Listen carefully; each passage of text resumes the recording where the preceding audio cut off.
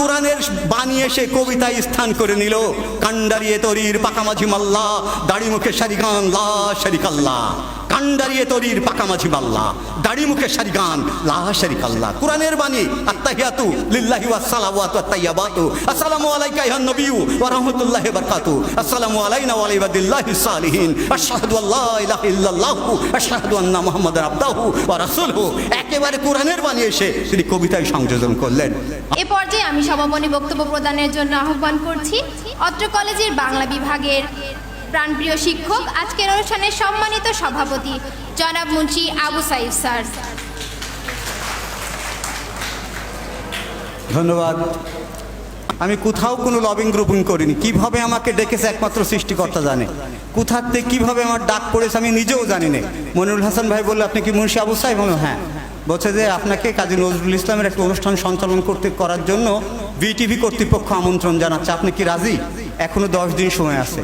আমি একেবারে কিছু চিন্তা না করে বললাম হ্যাঁ আমি যাব। সভাপতি হিসাবে শুধু ধন্যবাদ জানানো, এটাই হচ্ছে আমার কাজ। তারপরেও কাজী নজরুল ইসলাম বলেছিলেন যে যবে উৎপীড়িতের ক্রন্দন রোল আকাশে বাতাসে ধ্বনিবে না, অত্যাচারীর খড়গ কৃপান ভীম রণভূমি রণিবে না, বিদ্রোহী রণক্লান্ত আমি সেই দিন হব শান্ত।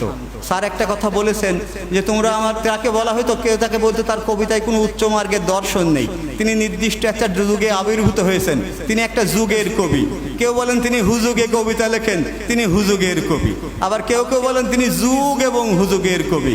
কাজী নজরুল ইসলাম বললেন, পরোয়া করিবা বাঁচি না বাঁচি, যুগের হুজুগ কেটে গেলে মাথার উপর জ্বলেছেন রবি, রয়েছে সোনার শত ছেলে, প্রার্থনা করো যারা কেড়ে খায় 33 কোটি মুখের গ্রাস, যেন লেখা হয় আমার রক্ত লেখায় তাদের সর্বনাশ, তাদের সর্বনাশ, তাদের সর্বনাশ। তাহলে যুগ হুজুগ যাই বলো না কেন মেনে নেবো, কিন্তু এক জায়গায় মানবো না।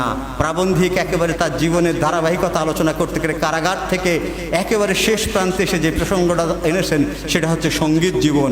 নজরুলের সঙ্গীত জীবন বাদ দিয়ে কোনোদিন সমৃদ্ধ প্রবন্ধ হতে পারে না। আর স্যার সেই কাজটা অত্যন্ত সার্থকতার সাথে করেছে।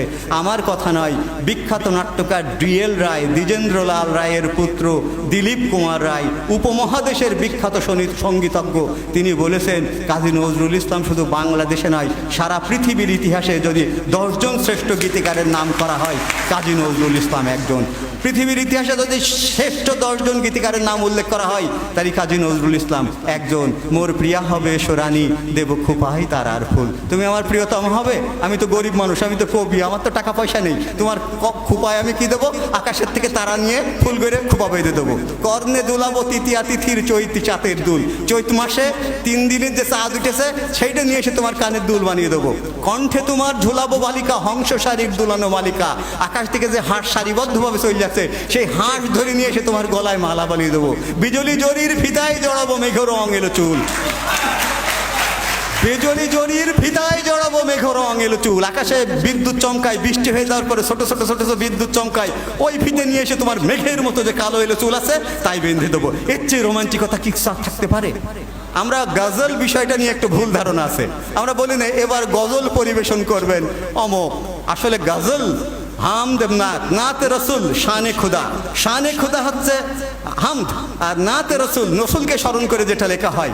আর গজল হচ্ছে আরবি, ফার্সি, উর্দু, হিন্দি শব্দ সমন্বয়ে যে গান রচনা করা হয় সেটাই হচ্ছে গজল। আর এই গজল 1926 সালে প্রথম রচনা করেছিলেন কাজী নজরুল ইসলাম। গুল বাগিচায় বুলবুলি তুই, গুল বাগিচায় বুলবুলি তুই। এই যে আলগা করগো খোপার বাঁধন, দিল বাই মেরা ফাস গাই, এই যে মেরা ফাস গাই, এগুলো হিন্দি শব্দ বাংলার সাথে মিলেমিশে একাকার হয়ে যাচ্ছে। তারপরে পদ্মার ঢেউরে মোর শূন্য হৃদয় পদ্ম নিয়ে যা, চোখ গেল কেন ডাকিস রে, চোখ গেল পাখি। অথবা ওই যে মোরা আর জনমে হংস মিথুন ছিলাম, ছিলাম নদীর ধারে, যুগল প্রেমে এসেছি গো আবার মাটির ঘরে। ইরাগিনী বেনুবিনে গান গাওয়া, আমি আকুল নিদাক্তি আসা, আমি রুদ্রে রুদ্র রবি, আমি মরুণীর ঝড়ো ঝড়ো ঝড়ো, আমি শ্যামলী মাছায়া ছবি, আমি তুরি আনন্দে ছুটে গেলে একে উন্মাদ একে উন্মাদ, আমি সহসা আমারে চিনেছি আমার খুলিয়া গিয়েছে সব পথ। কে বলেছে কাজী নজরুল ইসলামের কবিতায় দর্শন নেই? আমি সহসা আমারে চিনেছি আমার খুলিয়া গিয়েছে সব বাদ। সক্রেটিস বললেন, know thy self, I to die, you to live, what is better only God knows. Lalon Shah বললেন, ও যার আপন খবর আপনার হয় না, একবার আপনারে চিনতে পারলে যাই আসেনারে চেনা। রবীন্দ্রনাথ ঠাকুর বললেন, yes I know this is nothing but the love, O beloved of my heart. Kazi Nazrul Islam বলেন, যুগের ধর্ম এই, পীড়ন করলে সে পীড়ন এসে পীড়া দেবে তোমাকেই, কালোর চক্র বক্র গতিতে ঘুরিতেছে অবিরত, আজ দেখি যারা কালের শীর্ষে কাল তারা পদনত। এর চেয়ে দর্শন সমৃদ্ধ কথা কি আর থাকতে পারে? আমার আপনার চেয়ে আপন যেজন, আমি খুঁজি তারে আপনার। এই যে মরমিবাদ, এই যে সুফিজম, এই যে মিস্টিসিজম, সমস্ত কিছুকে তিনি আয়ত্ত করেছিলেন। তিনি প্রেমের কবি, তিনি তারুণ্যের কবি, তিনি বিদ্রোহের কবি, তিনি বিপ্লবের কবি, তিনি অসাম্প্রদায়িক চেতনার কবি, তিনি স্বাধীনতা সংগ্রামী, তিনি বিপ্লবী। একটি মানুষের মধ্যে অসংখ্য গুণের সমন্বয় যদি পৃথিবীতে কোনো কবির থেকে থাকে, তাহলে একমাত্র কাজী নজরুল ইসলাম।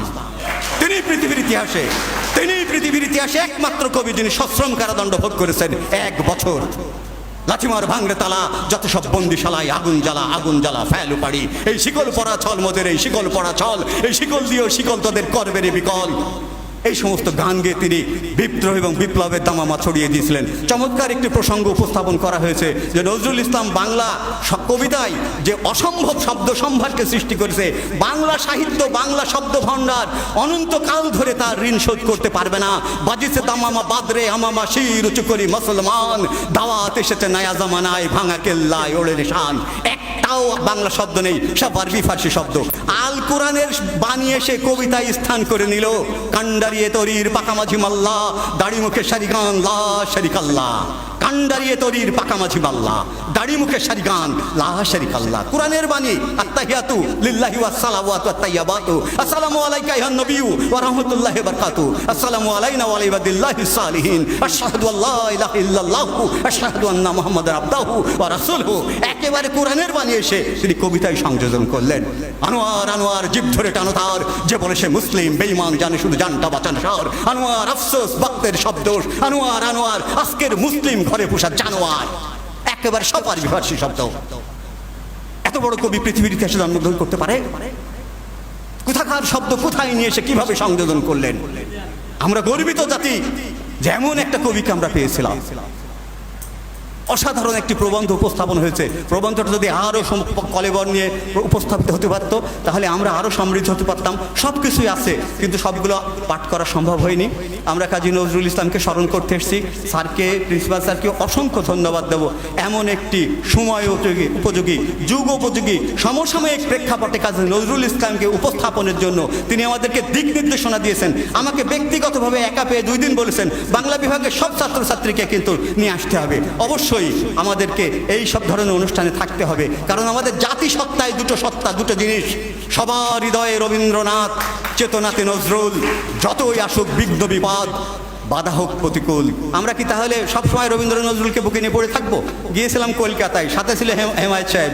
আমি এক জায়গায় যে বলে ফেলেছি, ভাই দাদা দেখি প্যান্ট শার্ট পরে মোটরসাইকেলে বেশ ভাবের সাথে বসে আছে। আমি বলছি, দাদা আমি একটু রবীন্দ্রনাথের বাড়ি যাবো। বলছে, রবীন্দ্রনাথ আপনার কি হয়? ওই যে গুরুদেব বলিনি, রবীন্দ্রনাথ ঠাকুর বলিনি। হেমায়েত সাহেব ছিলেন, আমার সাথে ছিলেন অদূত স্যার। আমরা 3 জন যে রবীন্দ্রনাথের বাড়ি MS রোডে যাবো, মহাত্মা গান্ধী রোডে, MG রোডে, মহাত্মা গান্ধী রোডে যাবো। সেই কোথায়, কোন জায়গাটা, জোড়াসাঁকোই যাবো, MS রোড যেটা এখন। আমি বলছি যে দাদা একটু রবীন্দ্রনাথের বাড়ি যাবো। বলছে, রবীন্দ্রনাথ আপনার কি হয়? সব বনাশ করেছে। আমি একবার লাজবাব।